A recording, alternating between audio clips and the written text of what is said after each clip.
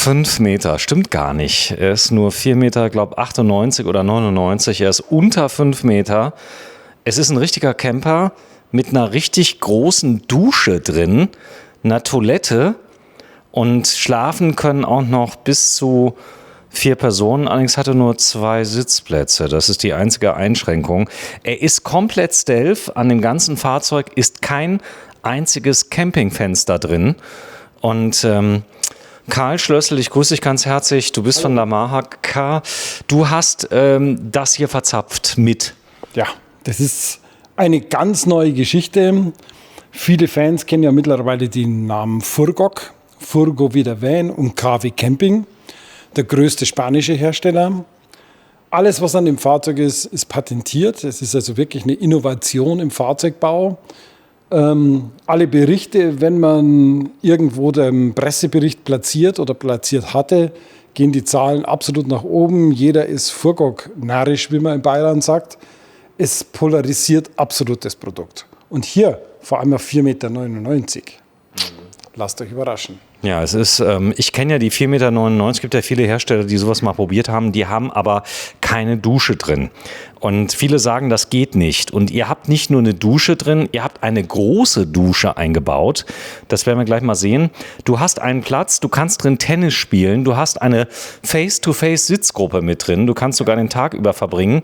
Du hast ein Hubbett mit eingebaut, eine Toilette mit drin, nämlich eine Toilette, die ich liebe.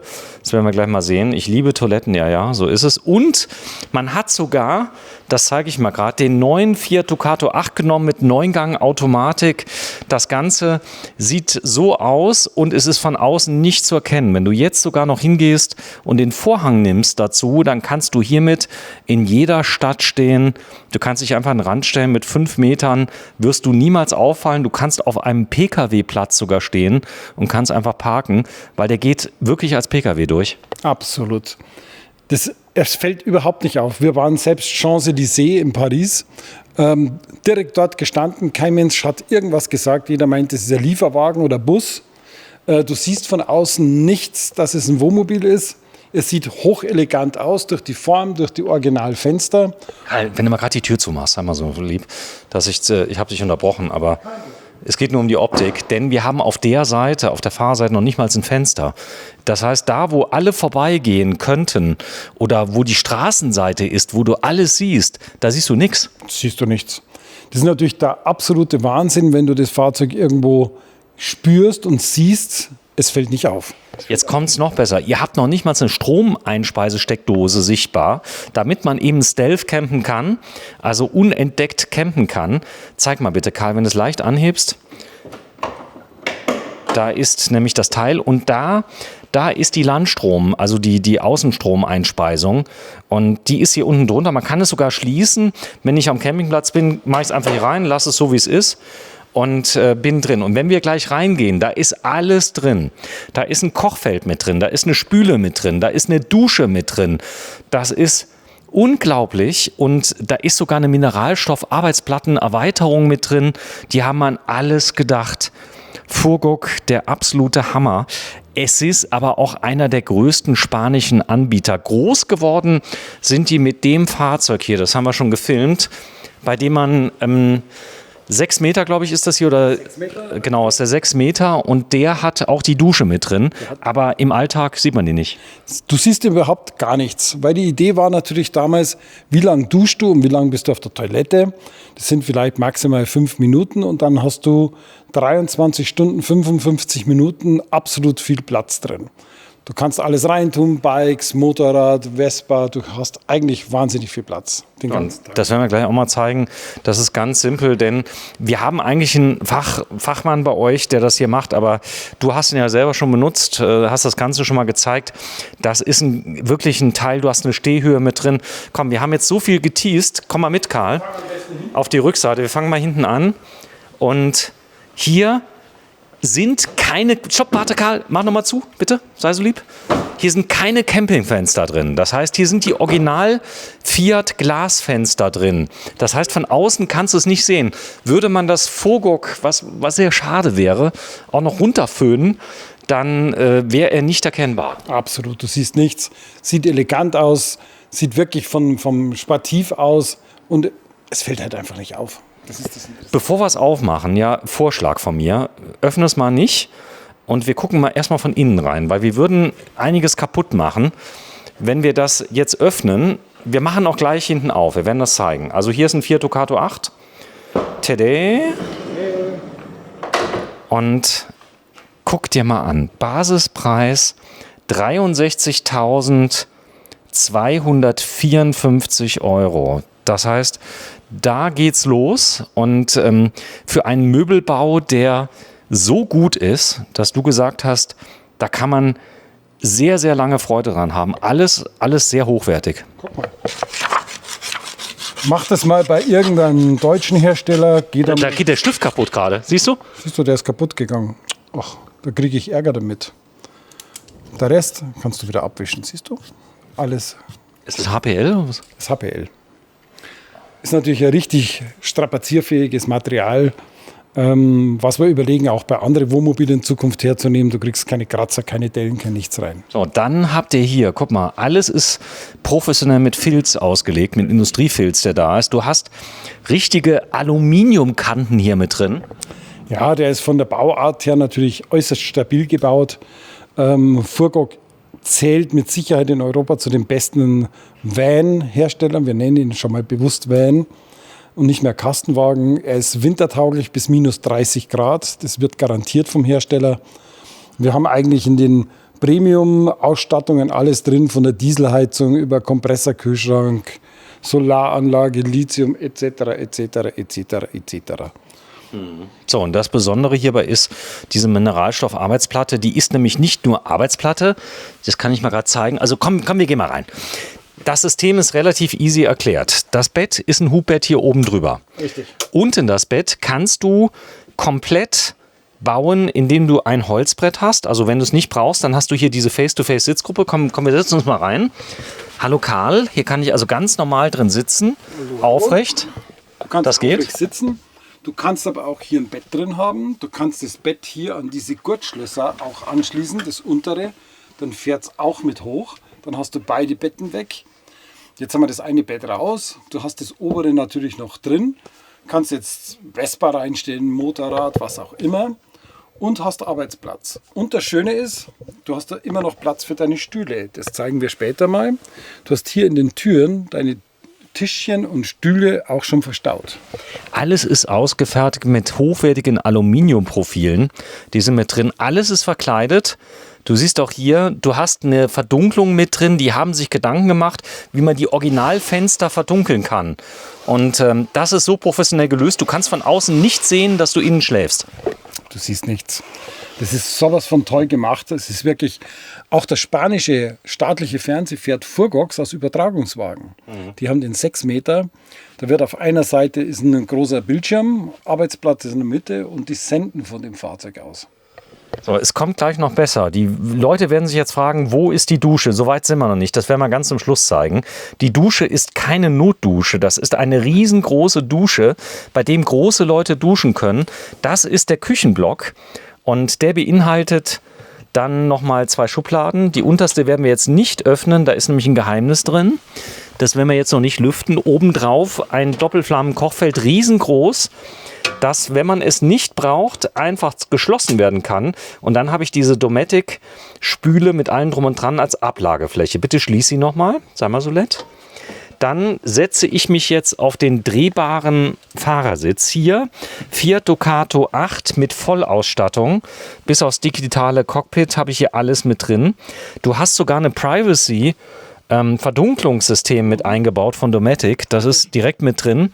Und an der Seite, ja, ich bin richtig baff. Also wir können aber einen Tipp jetzt mal aussprechen. Es gibt noch die Möglichkeit, hier einfach einen Vorhang einzubauen. Und das wäre persönlich mein Tipp, wenn ich Stealth campen würde ich die jetzt nicht hochziehen, weil das würde verraten. Stimmt, ist bei mir genauso. Wir haben da schon lange drüber diskutiert. Diese sogenannten Wintervorhänge, mir persönlich sind sie auch lieber. Kannst du komplett blickdicht machen. Es ist dann auch wirklich winterdicht, weil die Plissés, wie sie genannt werden, die sind natürlich hauchdünn. Aber das ist eine Geschmackssache und das ist eine Entscheidungsfrage von jedem Kunden selbst. Also wenn ihr nicht wollt, dass man das sieht, dann würde ich genau hier hinter dem Kühlschrank anfangen, den Vorhang machen. Die Sitze sind drehbar. Professionelle Konsolen. Also das ist hier kein Spielzeug, das ist Furgok. Die bauen einfach nichts rein. Dann hast du einen riesen Stauraum hier oben drüber. Auch der ist nochmal komplett da. Also wo du alles nochmal reinstauen kannst, was du irgendwie brauchst. Aber guck dir allein mal, Karl, dieses schöne Cockpit an. Du hast diesen tollen Fiat, der mit dabei ist, der Fiat Ducato 8 als Original. Kein Citroën, kein Peugeot, kein Opel, das Original Fiat mit der Wandlerautomatik. Sie bauen nur auf Fiat. Natürlich gibt es auch Furgok auf MAN und VW.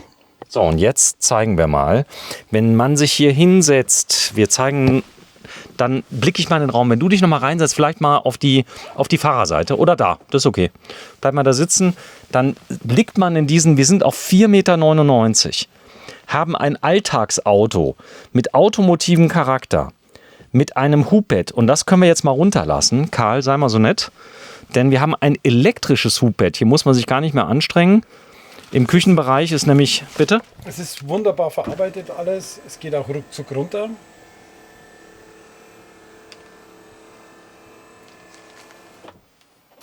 Man hat ein riesengroßes Haierbettchen.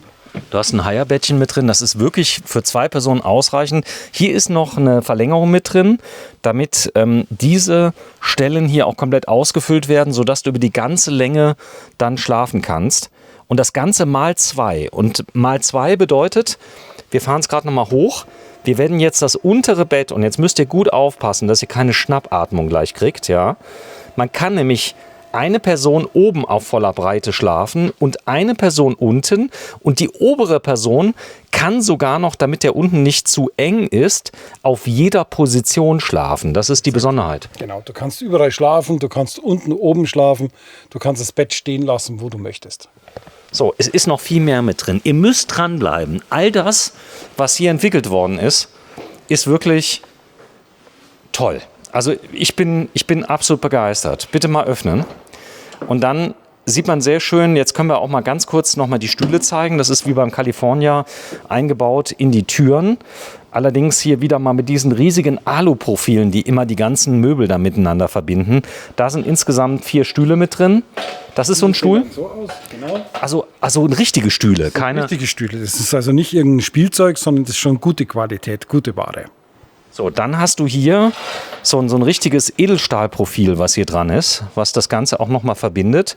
Denn dieser ganze Möbelbau soll ja auch noch die nächsten Jahre funktionieren. Und überall Lüftungsausströmer, du hast eine Außendusche mit drin, aber wir haben ja eben über eine Dusche gesprochen, wir sprechen über eine Innendusche. Da wir die Originalfenster hinten drin haben, dürfen wir dieses Fahrzeug auch komplett öffnen. Mach mal bitte, Karl, wenn du auf diesen Knopf drückst, dann, nee, der schwarze, guck mal hier, der da. Ah, okay. Wenn du den drückst, müsstest du eigentlich jetzt die Tür weiter öffnen können. Dann geht ihr ganz auf. So, und du weißt, warum du die meisten Fenster nicht öffnen darfst. Die meisten Türen. Karl, wenn du da drauf kommst, warum die meisten Türen gelockt sind, gesperrt sind, weißt du es? Nö. Weil du die Aufbaufenster, wenn die hier wären, zerstören würdest, weil du hier aneckst. Und da es die Originalfenster sind, geht das auf. Und deswegen müssen die meisten Aufbauhersteller nämlich diese Fahrzeuge blockieren. Und das kannst du hier auf beiden Seiten machen, kannst komplett öffnen, hast diesen Raum komplett offen. Und Original-Rückfahrkamera. Du hast ja das Original-Navigationssystem da drin und deswegen geht auch die Original-Rückfahrkamera. Du merkst meine Begeisterung für das Auto? Du bist total begeistert, wie wir auch immer alle. Dieses Fahrzeug war jetzt schon auf 3 Messen. Und du musst einfach sehen, in dem Fahrzeug waren bestimmt 2.000 bis 3.000 Leute schon drin. Wir hatten hier 500, 600 Vorführungen und die Qualität, es ist einfach nichts kaputt gegangen, nichts verkratzt oder irgendwas verschlissen. Er ist so, wie er ist. Und das ist halt einfach dieses Qualitätsmerkmal von Furgok. So, und das ist der Bestellprototyp. Also er hat den Test bestanden. Das heißt, die Leute waren begeistert. Ihr habt wirklich Dutzende verkauft und das auf 5 Meter. Jetzt werden viele kommen und sagen, naja, ich kriege ja fürs ähnliche Geld auch ein 6,40 Meter. Aber dann bist du auf 6,40 Meter, dann bist du nicht auf 5 Meter. Das ist genau das Thema. Mit 5 Meter passt du natürlich auf jeden Parkplatz. Er ist alltagstauglich. Fahr mal mit so einem Fahrzeug München, Köln, Düsseldorf, was auch immer in die Innenstadt mit 6,39 Meter, 6,36 Meter.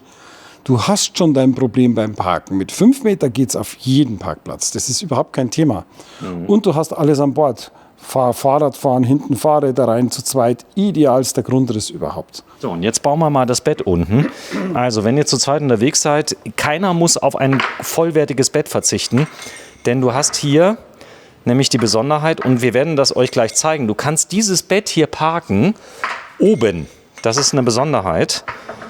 Also dieses Teil hier fährt automatisiert rauf und runter. Darf ich dir das mal zeigen kurz? Hast du schon gesehen, Karl? Nee, du kannst das gerne machen. Ja, nee, ich filme ja. Weil das Problem ist ja, du musst mir helfen. Du bist zwar der Prokurist hier, eigentlich der Mann, der das Sagen hat, aber wir zeigen euch jetzt mal eine Besonderheit.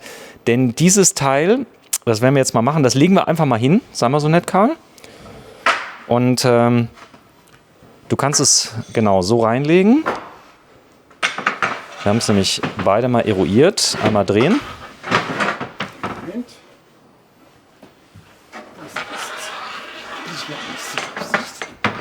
So, jetzt musst du nur darauf achten, dass die Gurte nach oben zeigen. Das wäre die... Normalerweise nach oben. Ja. Genau, die kommen jetzt nach oben rein. So, und dann... Dann kommen die Bettchen drauf. Nee, wir machen jetzt erstmal Folgendes. Sei so lieb und fahr mal bitte das Hubbett runter. Und das ist nämlich, was wir euch eben gezeigt haben, war die Transportposition, wenn man es komplett ausbaut. Und jetzt klinken wir dieses Bett hier ein. So, und das wird hier eingeklinkt. Okay, stopp. Ist gut. Ich mache das mal gerade. So. Und dann kann man nämlich Folgendes machen. Wenn man es nicht benötigt, dann wird es einfach mit hochgefahren. Das ist die Besonderheit.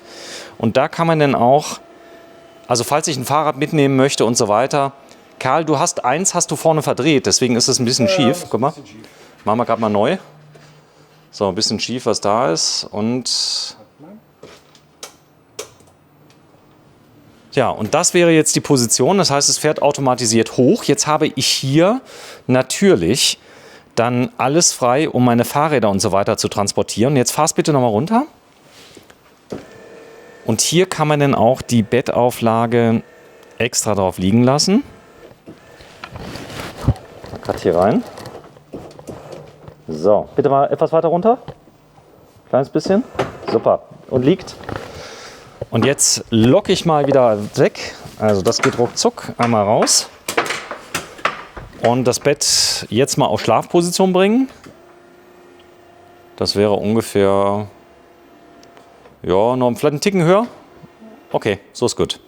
So, und jetzt, Karl, jetzt brauche ich dich mal, weil ich habe leider beide Hände voll. Oben haben wir jetzt ein vollwertiges Bett.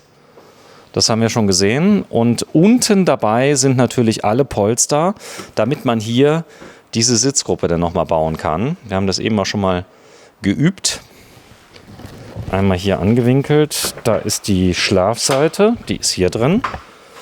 Dann hat man hier, das ist die Seite, ein bisschen Tetris. Ne, genau einmal drehen. Oder Mittelstück oder was auch immer. Ja. Nein, wir spielen wieder Tetris. Wir spielen Tetris, komm, wir machen das. Denn für euch, liebe Zuschauer, machen wir alles. Da haben wir die Sitzseite, das passt, ja. Ja, es gibt ja nicht so viele Möglichkeiten. Es gibt schon ein paar. Gibt schon ein paar. So, das ist das Mittelteil. Und dann der hier rein. Und der kommt da rein. Jetzt wird es eigentlich. So, und jetzt haben wir hier unten ein großes Bett für eine Person. Ich denke mal, man kann es noch einen kleinen Ticken höher fahren, Karl. Wenn du auch da die Matratze einmal runterfährst für die Freunde des Standbilds. Genau, einmal so. Ja. Und noch einen Ticken hoch. So ist gut. Okay, so jetzt haben beide genug Platz. Ganz ehrlich, wenn ich jetzt in München stehe und habe meinen Kneipenbesuch gemacht, gehe dann in irgendeine Straße rein und ich schließe jetzt mal ganz bewusst hier die eine Tür und die zweite Tür, dann jetzt siehst du gar nichts mehr. Es ist... Dann kannst du in die Kneipe gehen, beruhigt. Kannst in die Kneipe gehen. Du kannst aber auch als Außendienstler dich einfach irgendwo hinstellen. Keiner wird dich irgendwie behelligen, was da ist. Du hast hier ein richtiges Bett mit Leiter. Hier oben kommst du wirklich rein. Du hast noch keine Klaustrophobie. Hier unten kannst du dich reinlegen. Und ich glaube, wir haben es ist andersrum, aber das spielt jetzt keine Rolle. So, sollen wir es einmal der Ordnung halten, einmal richtig reinlegen? Ja, schauen wir nochmal. Denn das rechte sieht jetzt ein bisschen schepp aus, es ist genau umgekehrt. Die beiden mittleren Teile sind schon okay, Karl. Ich glaube, wenn die Leute, die das Auto hier haben, die lachen sich gerade über uns tot. Ja. Aber das macht nichts. Ihr sollt ja auch was zu lachen haben zu Hause. Wie auch immer. Genau, einmal drehen, dann das Teil zu mir, genau dahin. Und das andere musst du auch nochmal drehen. Dann sind wir d'accord. Ja, sehr schön. Ich glaube, so wird ein Schuh draus, oder, Karl? Ja, so wird ein Schuh draus. So, hier blicke ich mal rein. Da haben wir es. Jetzt passt es auch hier optisch hier von der Seite. Also, das ist zweimal ein Riesenbett. Also insgesamt könnten hier auch locker mehr wie 2 Personen schlafen, aber mehr Gurtplätze haben wir ja nicht. Das ist so. Und der Karl baut schon mal kurz zurück. Und dann zeigen wir jetzt mal die Besonderheit hier bei dem Fahrzeug. Wir haben eine richtig große, vollwertige Dusche eingebaut. So, Karl holt mal das Brett nochmal raus. Das auch sehr leicht ist. Das heißt, wenn ich alleine fahre, kann ich auch alles zu Hause lassen. Kann die Polster vielleicht noch reinmachen und dann ist auch gut. Ansonsten fährt man einfach das Bett hoch. Das mache ich jetzt nochmal für euch.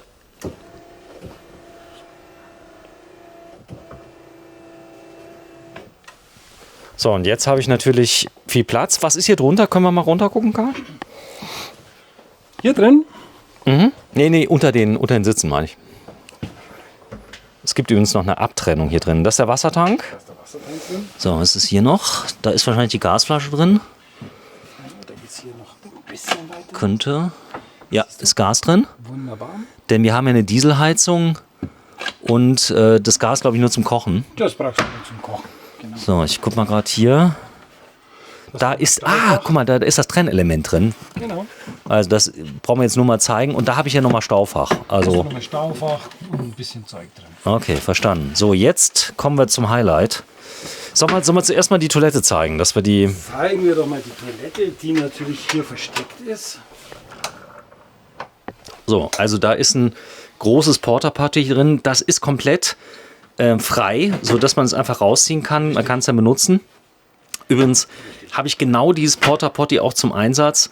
Und ja, es ist genauso hoch wie eine Bierkiste. Es ist nämlich genauso hoch wie eine Bierkiste. Es hat genau die Bierkistenform. Jetzt kommen wir zur Dusche. Und das ist ein Kunstwerk, das ist so patentiert, sagst du? Oder Patent angemeldet? Das ist patentiert. Ja. Im Prinzip viele Teile vom Fahrzeug sind patentiert. Du hast hier erst einmal die Sichtabgrenzung drin. Sag mal, man braucht ja gar keinen Vorhang. Du kannst vorne offen lassen und machst die Sichtabgrenzung zu und dann ist schon gut. Dann hast du einen Vorhang. Karl, das war zu schnell. Du musst nochmal einklappen. Das ist, also du hast einen Gasdruckdämpfer. Unten ist die Duschwanne, die klappst du raus. Duschwanne. Siehst du? Ja, ich sehe. Wasser läuft da hinten ab, nach Ja. hinten. Ja. Siehst du hier den Ablauf drin, wenn du von oben dann mal filmst.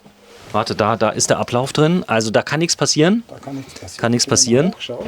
Ja, Ganz da raffiniert gemacht. ist der Ablauf Wie im drin. Schiffsbau, das ist also im Yachtbau ziemlich abgekupfert. Das ist auch kein Kunststoff, das ist ein Mineralstoff. Das sind Mineralstoffe da. Also auch hier von der Haptik richtig stabil. Richtig stabil. So, dann, Dann hast du, was wichtig ist, einen Vorhang, ja, auch innen, damit du den außenrum legen kannst. ja. Hier mit Magneten und Stahl drin, damit Ja. der richtig schwer ist. Siehst du, der flattert dir nicht am Körper, sondern du legst den dann quasi außenrum. Okay, das heißt, er hat einen, nochmal bitte, das Stahl bitte nochmal zeigen unten. dass wir es einmal gerade sehen. So, der hat also richtige Stahlteile mit drin. Sag mal, kann man dieses Teil verschieben hier oben?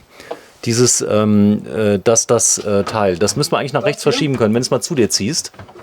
Geht das? Nee, ist fest. Okay, alles klar. So, du stellst dich jetzt mal rein. Du wiegst ja 73 Kilo.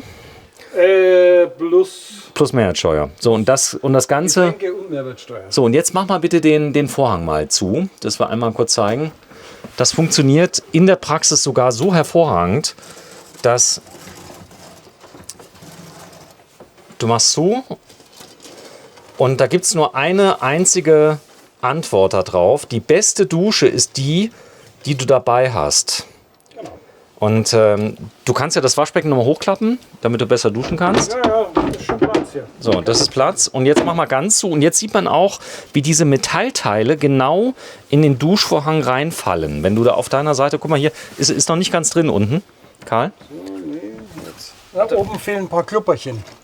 Ja, das sieht man nicht. Ich filme ja nicht nach oben. Deswegen.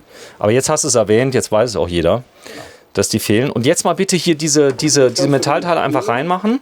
Ganz rein, da fehlt noch ein klein. Jetzt ist drin. So, und jetzt kannst du anfangen zu duschen. Ich bin begeistert. Und das Ganze, wenn da mal ein Tröpfchen draufkommt, das ist total unempfindlich.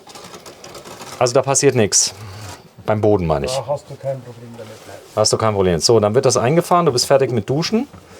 Der Duschvorhang ist übrigens antibakteriell beschichtet. Kriegt man auch nach bei euch, also wenn man den mal neu haben möchte. Kein Problem. Hier drin hast du denn noch ein Fach, da kannst du ein ganzes Zeug reinmachen. Jetzt bist du fertig mit Duschen. Das heißt, du gehst einfach runter, drückst diesen Vorhang, diese Duschtasse einfach hoch. In dem Moment läuft das restliche Wasser auch noch ab. Wasser läuft rein. Läuft rein und dann ziehst du hier oben dein... Und jetzt hol ich mir mein Waschbecken raus.